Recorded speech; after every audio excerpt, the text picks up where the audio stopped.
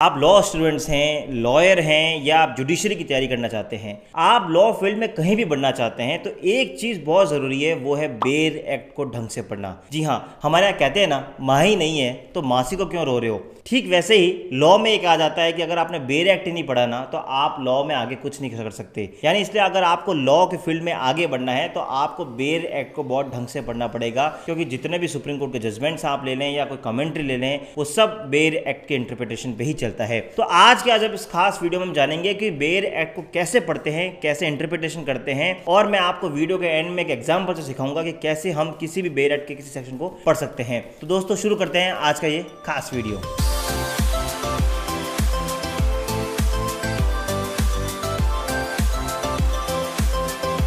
Lawyer हो, business founders हो, entrepreneurs हो, एचआर हो, आप चाहे किसी भी फील्ड में हो, सबसे बड़ी समस्या होती है एग्रीमेंट को ड्राफ्ट करना और उसको एग्जीक्यूट करना। तो दोस्तों उन सब का एक सॉल्यूशन है लॉयर इन बॉक्स, एक ऐसा टूल, एक ऐसा कोर्स जिसमें आपको मिलते हैं 6000 से ज्यादा वर्ड और पीडीएफ फॉर्मेट में डॉक्यूमेंट्स, जिनको आप डाउनलोड कर सकते हैं और अपनी नीड के अकॉर्डिंग उसको फिल करके अपने काम को एग्जीक्यूट कर सकते हैं। तो नीचे दी गई लिंक पे क्लिक करें और इस कोर्स को आज की आज सब्सक्राइब करें। नमस्कार दोस्तों, मैं हूं आपका अपना वकील भाई एडवोकेट नमन मनोत और आप मेरे साथ देख रहे हैं लीगल शॉर्ट। दोस्तों हम वकील भाइयों के लिए बहुत सारे वीडियो बना रहे हैं, जैसे वकालत कैसे शुरू करें, कैसे लीगल इंग्लिश सीखें, कैसे कोर्ट में आर्ग्यू करें, कैसे ड्राफ्टिंग करें, और ये वीडियो के साथ साथ हम उनके लिए बहुत सारे कोर्सेज भी बना रहे हैं। नीचे मैं आपको उन सब वीडियो के लिंक और वो कोर्सेज दे रहा हूं। कुछ कोर्सेज फ्री भी हैं जिसको आप लेकर अपने फील्ड में आगे बढ़ सकते हैं। आज हम बात कर रहे हैं कि बेर एक्ट को कैसे पढ़ा जाए। बेर एक्ट को कैसे पढ़े उससे पहले हमें जानना जरूरी है कि बेर एक्ट को पढ़ना जरूरी क्यों है। दोस्तों बेर एक्ट में सेक्शन लिखा होता है, सेक्शन यानी जो पर्टिकुलर लॉ है, और वो होता है law as it is, basic law वही होता है। आप अगर सुप्रीम कोर्ट के कोई भी जजमेंट को उठा के देखेंगे तो कोई ना कोई सेक्शन का इंटरप्रेट ही करते हैं, या फिर अगर आप कोई कमेंट्री देखेंगे तो उसमें सेक्शन का ही एक डिटेल दिया होता है। यानी कोई भी बेर एक्ट की कमेंट्री आप पढ़ लें या कोई भी जजमेंट पढ़ लें या आप कहीं भी किसी वकील का आर्गुमेंट सुन लें, सबका बेस होता है बेर एक्ट, क्योंकि कानून वही लिखा होता है और कानून वही होता है जो बेर एक्ट में लिखा होता है। अगर वो बेर एक्ट में कुछ नहीं है तो इसका मतलब वो कानून नहीं है। अब सवाल आता है कि बेर एक्ट में सेक्शन को क्या एकदम रैंडमली शुरू कर देना चाहिए या कैसे करना चाहिए। इसका एग्जांपल हम अपने जीवन से लेते हैं। आप जब भी कोई मूवी देखने जाते हैं तो मूवी देखने से पहले क्या करते हैं, कोई ना कोई ट्रेलर जरूर देखते हैं ना मूवी का, कि ट्रेलर इंटरेस्टिंग है या नहीं है। उसी तरह बेर एक्ट को पढ़ने के लिए आपको उसका ट्रेलर देखना पड़ेगा और आपको ट्रेलर मिलेगा उसके टेबल ऑफ इंडेक्स में। जी हाँ दोस्तों, आप कभी भी कोई बेर एक्ट उठाएं तो सबसे पहले मैं आपको वापस रिकमेंड करूंगा, सबसे पहले बेर एक्ट के इंडेक्स को पढ़ें। इंडेक्स में आपको पता लगेगा कि स्कीम ऑफ द एक्ट क्या है। आपको ये पता लगेगा कि क्या क्या चैप्टर्स हैं, कैसे सब चैप्टर बांटे गए हैं, क्या सेक्शंस हैं और क्या स्कीम ऑफ द एक्ट है। देखिए कोई भी आप एक्ट उठा के देख लीजिए, हर एक्ट के, हर कानून की एक फ्लो होती है। उस फ्लो को अगर आप समझ गए तो आपको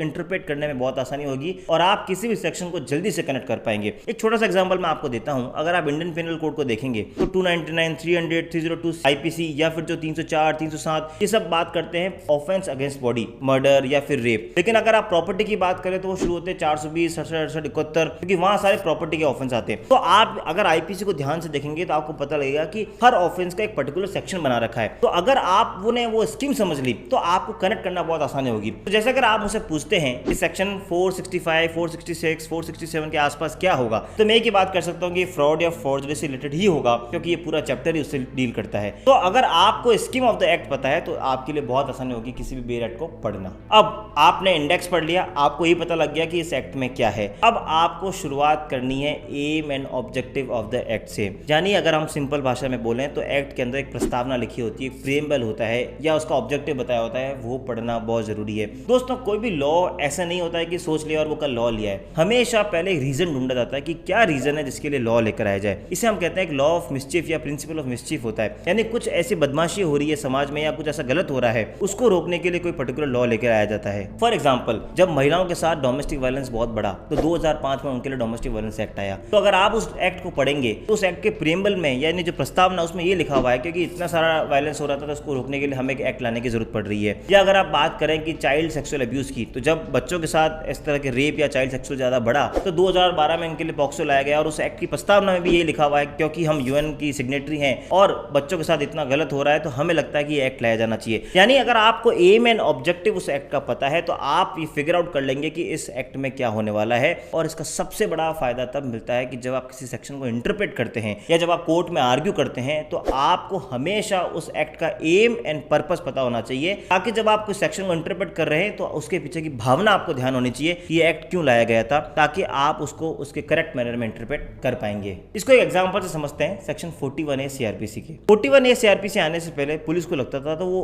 जनरली जाके कॉग्निजेबल ऑफेंस में अरेस्ट करती थी। जब बहुत फर्जी अरेस्ट बढ़ने लगी तो पार्लियामेंट को लगा कि कहीं ना कहीं एक रोक लगानी जरूरी है, तो वो 41A सेक्शन को लाया गया और उस सेक्शन में कहा गया कि अगर पुलिस सेटिस्फाइड है कि अरेस्ट की जरूरत नहीं है तो उनको अरेस्ट करने की जरूरत नहीं है, और अगर उनको लगता है तो उनको पहले नोटिस देना होगा। लेकिन उन्होंने वर्ड यूज किया था मे, MAY, मे, यानी उनका डिस्क्रिशनरी था। अब क्या हुआ, जो इस एम से लाया गया वो एम पूरा नहीं हुआ क्योंकि पुलिस को पता था कि मे वर्ड यूज है, तो वो फिर भी अरेस्ट नहीं रोक रही थी और फर्जी अरेस्ट कंटिन्यू चल रही थी। फिर इसको वापस अमेंड किया गया और मे वर्ड को सब्स्टिट्यूट किया गया शैल वर्ड से, यानी अब मैंडेटरी कर दिया गया कि अगर आपको लगता है कि अरेस्ट जरूरी नहीं है तो आप उनको पहले नोटिस देंगे, 41A का नोटिस देने के बाद अगर वो नहीं आते हैं तो आप उनको अरेस्ट करेंगे। यानी अब आपने इस एग्जांपल से समझा कि कैसे लॉ की भावना को, तो उसका एम एंड ऑब्जेक्टिव होता है, उसको ध्यान में रख के इंटरप्रेट किया जाता है। और इस तरीके से अगर आप ध्यान रखेंगे तो शायद आपको बेल एक्ट को पढ़ने में बहुत आसानी होने वाली है। अब आपने एम एंड ऑब्जेक्टिव भी पढ़ लिया, लेकिन अब आपको आगे बढ़ने से पहले पढ़ना पड़ेगा डेफिनेशन क्लॉज। आपको हर एक्ट में सेक्शन 2 या सेक्शन 3 के आसपास कहने के डेफिनेशन क्लॉज मिलेगा। फॉर एग्जांपल अगर आप कॉन्ट्रैक्ट एक्ट में जाएं या डोमेस्टिक वायलेंस एक्ट में जाएं तो सेक्शन 2 टॉक्स अबाउट डेफिनेशंस इसलिए ताकि आप जब उस एक्ट को पढ़ेंगे तो बहुत सारे वर्ड यूज होंगे, उस वर्ड को कैसे पढ़ना है वो आपको डेफिनेशन में मिलेगा। जैसे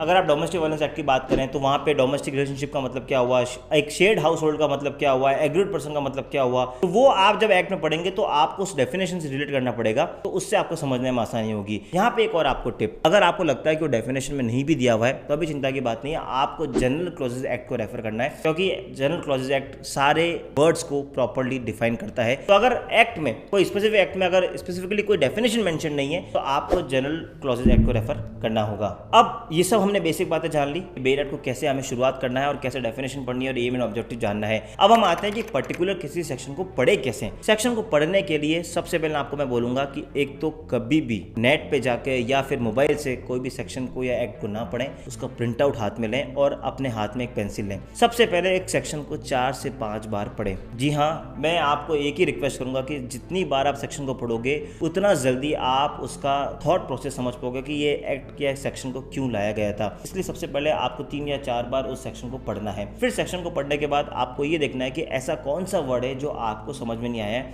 उसको हाईलाइट करके उसका डिक्शनरी से आपको मीनिंग निकालना है। पहले तो आप देख लें कि उस एक्ट में इसका डेफिनेशन दिया है या नहीं दिया है, जनरल क्लॉजेज एक्ट में है या नहीं है, और नहीं अगर आपको लगता है कि इंग्लिश वर्ड है तो आपको अगर नहीं पता है तो सबसे पहले आपको क्लैरिटी लेनी पड़ेगी कि उसका मतलब क्या है, ताकि आप उस वर्ड का डिटेल में मीनिंग जान सके। अब आपने सेक्शन को 3-4 बार पढ़ लिया है, अब आपने सेक्शन के हर एक वर्ड का मीनिंग जान लिया है, फिर अब आपको एम एंड ऑब्जेक्टिव भी पता है, तो अब अगर आप पढ़ेंगे तो आपको समझ में आएगा कि वो बेल एक्ट का पर्टिकुलर सेक्शन क्यों लाया गया। यहाँ पे एक और इंपॉर्टेंट बात, जो कनेक्टर्स होते हैं इंग्लिश के वो बड़े इंपॉर्टेंट होते हैं, जैसे comma, full stop, semi column, ये डिफाइन करते हैं कि उस सेक्शन का क्या पर्पस था। अगर कॉमा है तो इसका मतलब कि वो 2 सेंटेंस अलग हो रहे हैं, अगर फुल स्टॉप है मतलब वो सेंटेंस वहीं रुक गया है। तो आप जब पढ़ें तो उस कनेक्टर्स को यूज करके पढ़ें। फॉर एग्जांपल किसी सेक्शन में अगर कॉमा यूज किया हुआ है तो आप वहां पॉज करें, यानी इंटेंशन ये है लेजिस्लेचर का कि आप वहां पॉज करके उसका मतलब समझें और उस बात को दूसरे सेंटेंस से अलग करें। तो ये कई सारे कनेक्टर्स होते हैं जहां हमें ध्यान रखना पड़ता है, जिसमें बेसिक इंग्लिश के रूल्स हमेशा अप्लाई होते हैं। और जैसे आप कनेक्टर्स भी देख लिए, आपने उसको आराम से पढ़ लिया, लेकिन एक बात और ध्यान रखिए, जितना हो सके किसी भी सेक्शन को ब्रेक कर करके पढ़िए। अगर आप एक साथ उसको फ्लो में पढ़ने की कोशिश करेंगे तो नहीं समझ में आएगा। आप उसको ब्रेक करिए और ये देखिए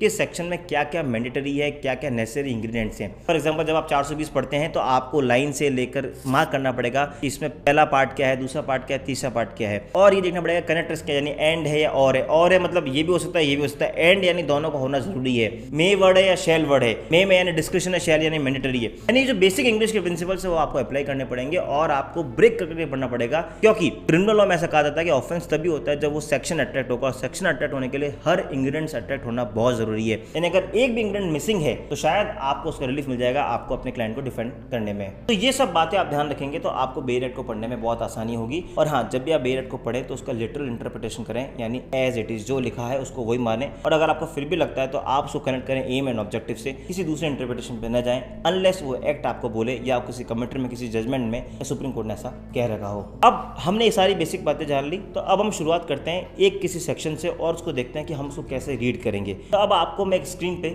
section 2A of Indian contract दिखाता हूँ और उसको आपके साथ पढ़ता हूँ ताकि हम समझ सकें कि हमें उस सेक्शन को कैसे पढ़ना है। तो दोस्तों सेक्शन 2A कहता है when one person signifies to another his willingness to do or to abstain from doing anything with the view to obtaining the assent of that others to such act or abstinence he is said to make a proposal. यानी दोस्तों आपको ये definition पढ़ के पता लग रहा है कि ये प्रपोजल के बारे में बात कर रहा है। अब अगर हम सबसे पहले वर्ड देखें तो when one person signifies to another, यानी ये दो वर्ड यूज हुए हैं वन और अनदर। इसका मतलब यहाँ पे ये है कि दो पार्टीज इन्वॉल्व है, तभी वन और अनदर का यूज किया गया है। अब अगर हम इसमें वर्ड करें सिग्निफाइज का मतलब होता है कम्युनिकेट करना, यानी ये कम्युनिकेशन से संबंधित होगा। फिर हम आगे बढ़ते हैं, लिखा हुआ है कि विलिंगनेस टू डू और नॉट टू डू। इसका मतलब विलिंगनेस का मतलब होगा कि आपका फ्री कॉन्सेंट होना चाहिए, यानी आप अपनी मर्जी से कर रहे हैं। फिर आता है abstain from doing anything. Abstain का मतलब होता है किसी को रोकना। फिर आगे लिखा है कि with the view to obtaining the assent of that other. इसका मतलब यहाँ पे इंटेंशन है कि आप किसी से किसी भी तरह की बिजनेस या कमर्शियल रिलेशनशिप में आए,